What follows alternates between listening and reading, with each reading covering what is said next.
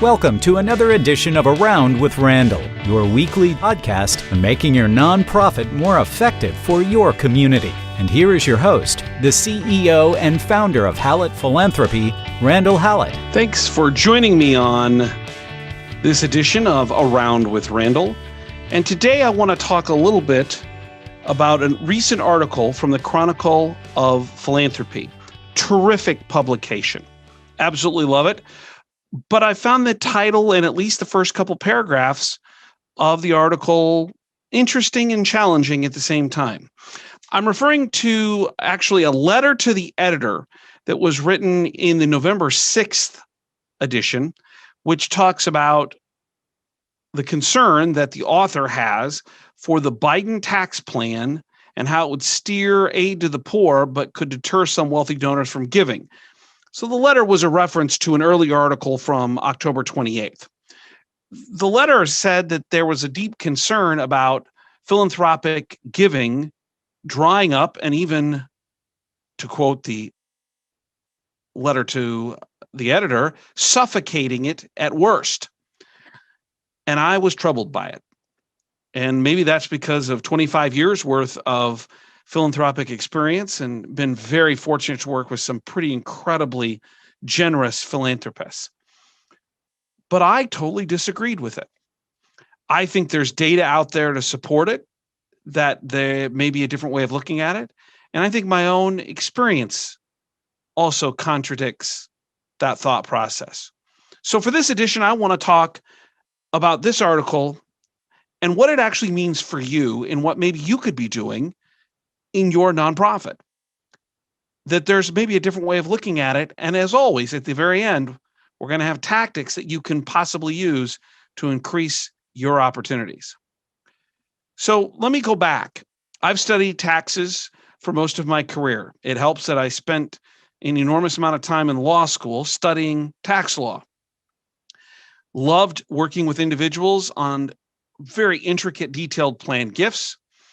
And in the major gift / capital campaign, have dealt with 6, 7, 8 figure gifts and donors on a regular basis. Here's what I know in all of that. Number one is that taxes eventually are going to go up. The rate of spending in the United States and the amount of revenue we're bringing in indicate at some point there's going to have to be a reckoning. I don't think there's an economist out there that would argue that at some point we're going to have hard discussions. But we're not here to talk about the political. My experience leads me, even with the idea of taxes going up, says that the people that I've worked with at the highest levels never really ask a lot about the tax consequences, i.e., it doesn't actually persuade them to make a gift or not. Let me give you a couple of examples.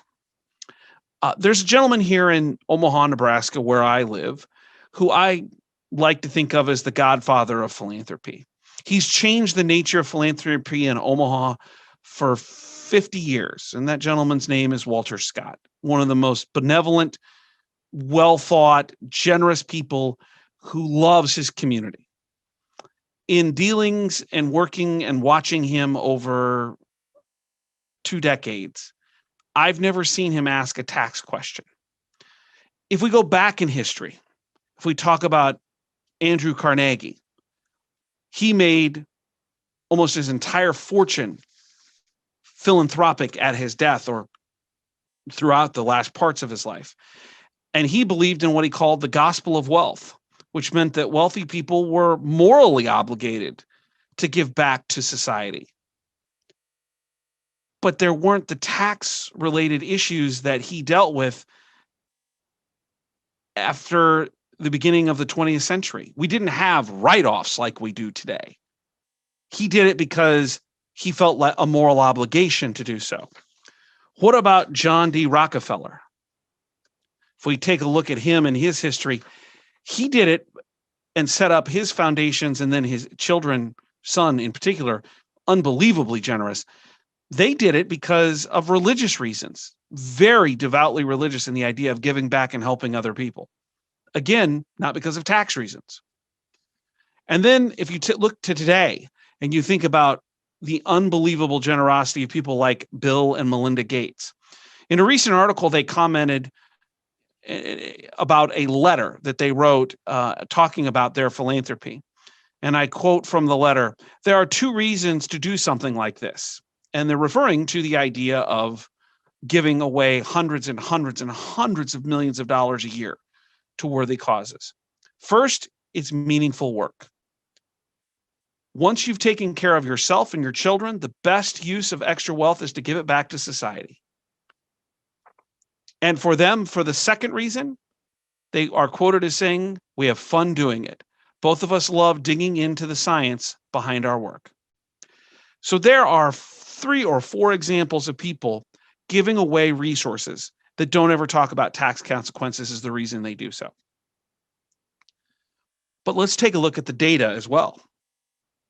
The data would say that's important as well.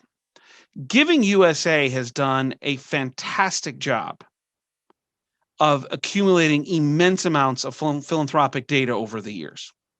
And the trend over the last maybe 6 to 8 years, maybe a little bit longer, is that there are year-over-year increases in the amount of philanthropy given in the United States. But there are less people actually giving it, which is leading to a lot of conclusions that what used to be when I was younger and less gray-haired, the 80-20 rule, 80% of your dollars come from 20% of your people, might actually be closer to the 95-5 rule. 5% of your people are giving 95% of the dollars. If we begin to look at hard data, Giving USA, again, another fabulous job. In 1990, of the total philanthropic dollars given, just over 80% was given by individuals. In 2018, the last reported data year, that number's down to 68.3, which means fewer individuals are giving more of the money. That's the total number of gifts. And then you add to that some of the great work done by AHP, Association for Healthcare Philanthropy. They're finding that the number of dollars of people making gifts over $500,000 has increased by 57% since 2003. And if you look at overall lower donations, there's a decline of 34% of donors giving less than $100,000. What this all means is that we're finding the importance of ROI, return on investment. Where do you spend your time? Another great AHP statistic, Association for Healthcare Philanthropy. The average gift in major gifts in healthcare is $105,000. So production, ROI. Corporations, $19,000. So grants and foundations. Planned giving, $346,000. Annual gifts and special events, $2,000 on the production. Annual gifts, $180. So if we put all this together to get to the tactical, what can you do about it? Sum it up this way. We have fewer people donating, and those are at the top are giving a larger and larger percentage of the gifts. And the ROI is driving us towards this idea of major gifts. Planned giving is a part of that. Major gifts, campaigns, corporations and foundations. It's where the ROI is. And particularly with major gifts and planned gifts driving that process. And that we have a history in this country of indicating that people didn't make gifts for tax reasons. It's not that they didn't take the tax deduction. It wasn't the driving reason for why they did what they did. So what can you do about it? Well, these are the tactics, and this is what you might be able to take back and use in your organization right now to make it more effective and make you more effective as a foundation leader, major gift officer, or an executive in the nonprofit. Yes, there are financial challenges now. Yes, there are people who are challenged by what's going on in our world with COVID-19. But let me tell you a couple statistics about people who might be invested in the markets.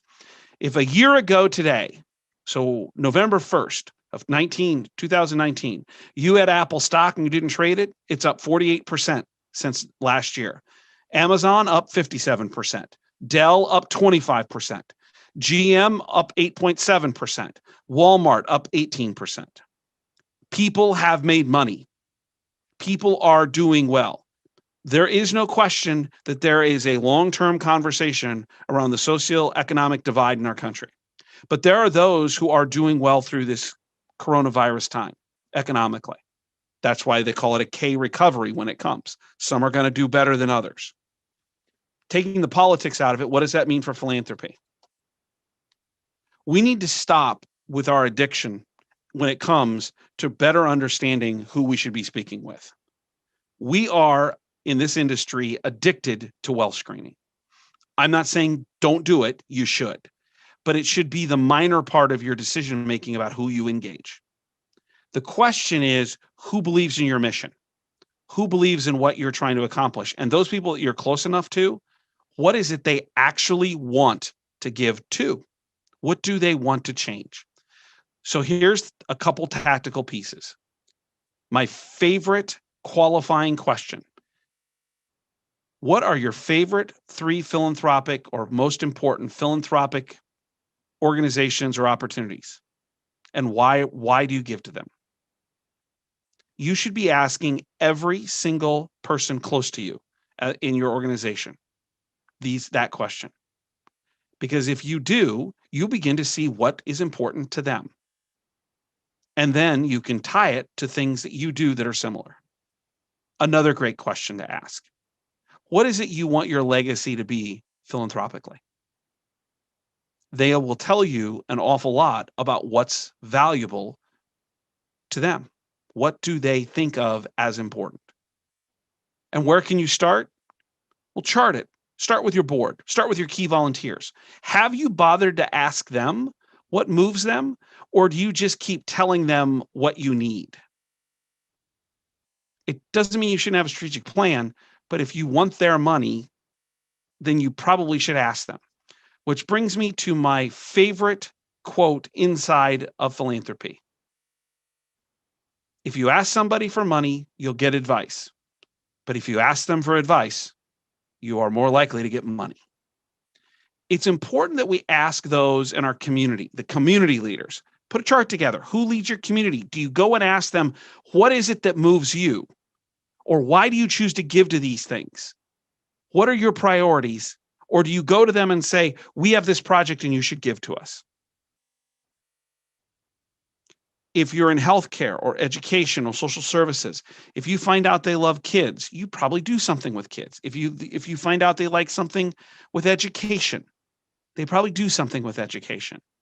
If you find out they like things around basic services, food, shelter, you probably do those things as well.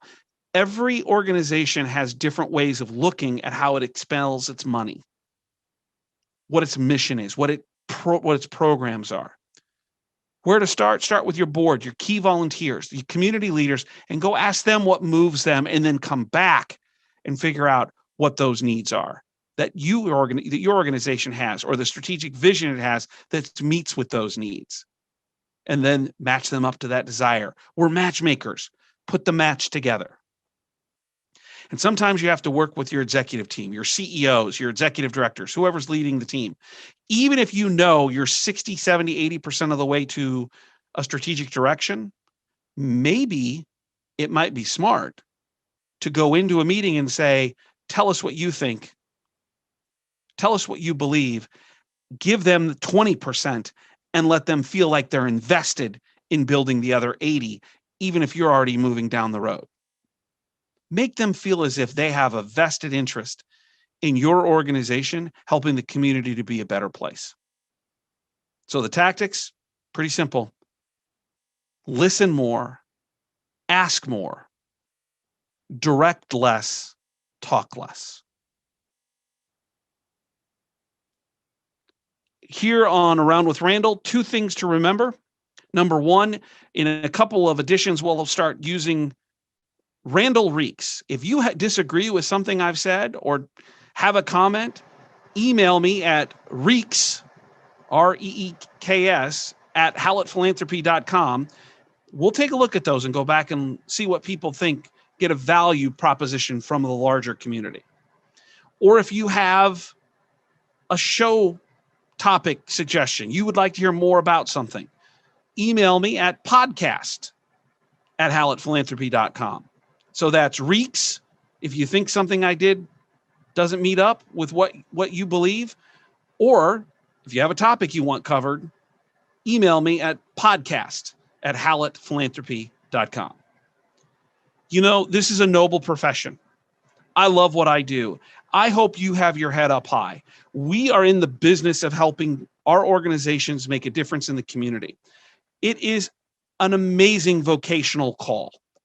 The ability for us to really move the needle in making a difference should give you a sense of pride to feel like we are changing the world. We are a catalyst for people to invest in us because our communities need it. I don't want to see anyone hang their head or feel embarrassed by the fact that they call themselves a fundraiser or work in a foundation or a nonprofit. This is a calling, and I'm glad it called to you. And I hope today's episode helps you be more effective. My all-time favorite saying, some people make things happen, some people watch things happen, and then there are those who wondered what happened. In life, nonprofit work, philanthropy, fundraising is about people who want to make things happen, doing just that for people who are just wondering what happened. And if there's something better in the world other than the love of family, I'm not aware of it. So keep your head up, keep doing a great job. I want to thank you for joining Around with Randall. We'll be back next week with another episode. Hope you have a great week between now and then. Make it a great day.